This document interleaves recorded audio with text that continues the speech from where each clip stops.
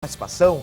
Doutora Simone Machado, para começar, eu vou pedir que a senhora se aproxime logo aqui do nosso telão, fique à vontade. É claro que eu quero saber essa pergunta e todo mundo que está em casa também. O que é o nosso fígado, doutora Simone? Para que ele serve? Quais são as funções? Nós temos aí uma imagem para ajudar mais ainda na explicação da senhora. Fique à vontade.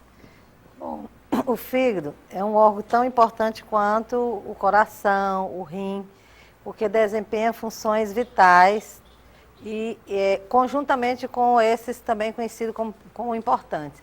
Ele é um órgão maciço, localizado aqui na parte superior do abdômen à direita, e em associação e vizinhança de órgãos muito importantes da digestão, que seja o intestino, o estômago e o pâncreas, que aqui nós não estamos vendo nessa foto, mas ele estaria aqui também acoplado a ele. Doutora Simone, o fígado seria toda essa parte vermelha que a gente está vendo nessa foto, seria Toda assim? essa parte vermelha, normalmente pesando cerca de 1,5 kg.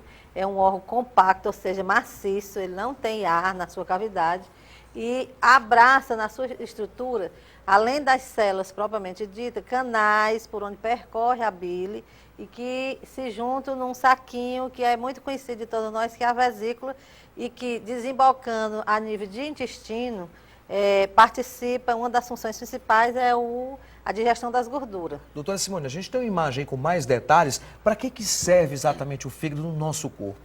Então, esse conjunto de células, essa estrutura anatômica, que aqui a gente vê como normalmente ele se encontra nas pessoas normais, quer dizer, de estrutura lisa, dividido em algumas outras regiões que são os ditos chamados lobos, a vesícula que é bem acoplada, como se fosse abaixo dele, mas em plena comunhão, e as células funcionariam principalmente nas funções de produzir bile, através da digestão das gorduras, produção de fatores de coagulação, que é outra função importante, né, de manter a coagulação, entre outros fatores, equilibrada, produção por essas células, de células de defesa, e também não só as células que são leucócitos, são as células circulantes, o fígado também tem essa função de produzir células de defesa, Doutora, como eu vi que também a senhora... outras substâncias importantes para o corpo. Eu né? vi que a senhora falou muito em bile, né, vesícula biliar. O que é exatamente?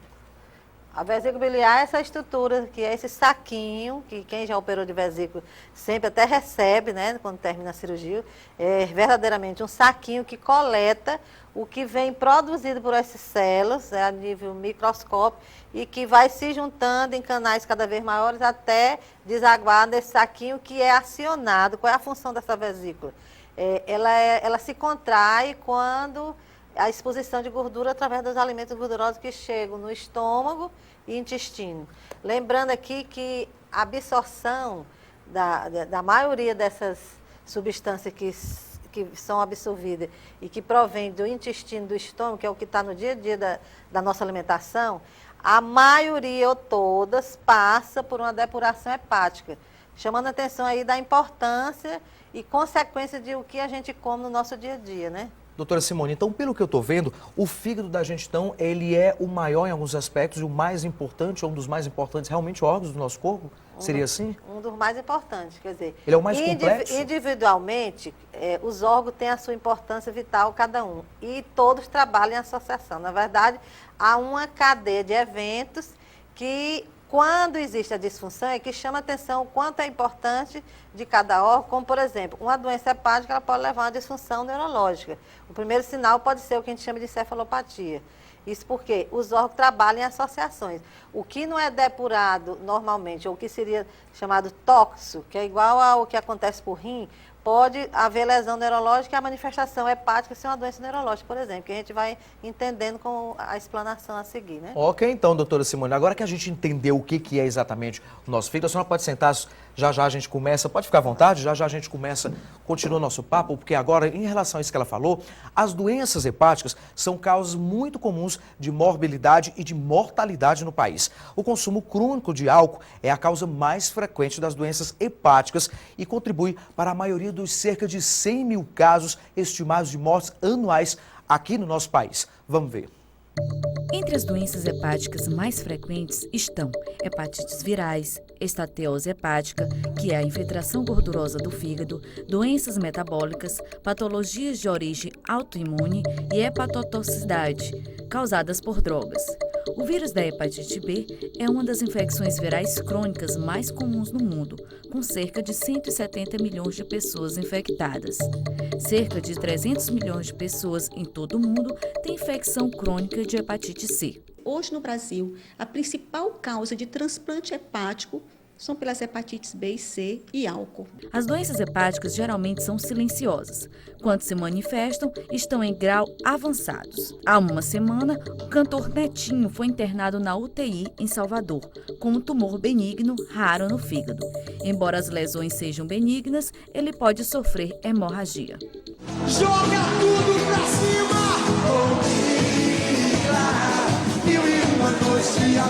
Tá demais! Uma avaliação cuidadosa, feita por especialistas, é fundamental para o diagnóstico e tratamento adequado dessas afecções, o que, na maioria das vezes, possibilita o controle e a prevenção das complicações, como a cirrose hepática e o câncer do fígado. No caso da B, é estressar, que é uma doença que a gente pode prevenir com vacina segura e eficaz e que consta em toda a rede pública de saúde. A hepatite C, também do mesmo jeito, ela é cursa de forma absolutamente assintomática. Os pacientes, então, que não esperemos sintomas, que busquemos ativamente essas patologias.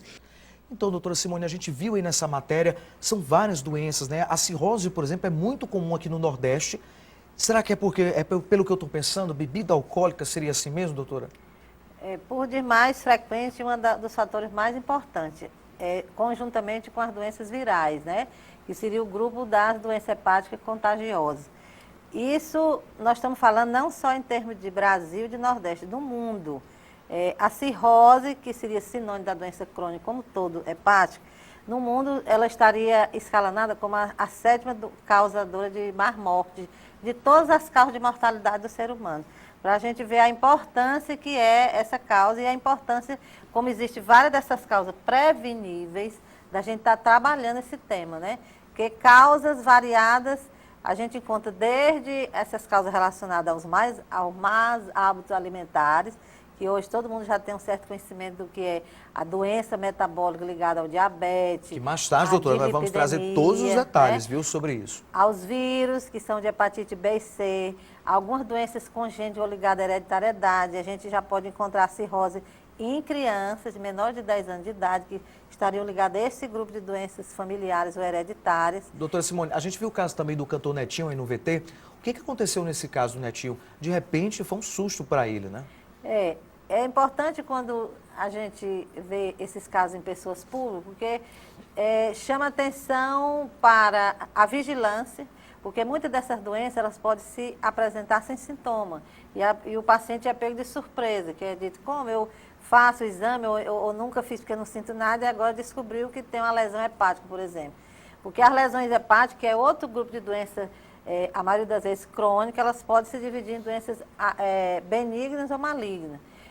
A grande maioria, nós encontraríamos uma lesão benigna, ligada, por exemplo, um cisto hepático, que é uma coleçãozinha de líquido, e os nódulos, que esses nódulos têm um certo cuidado maior, porque existe um percentual de malignidade.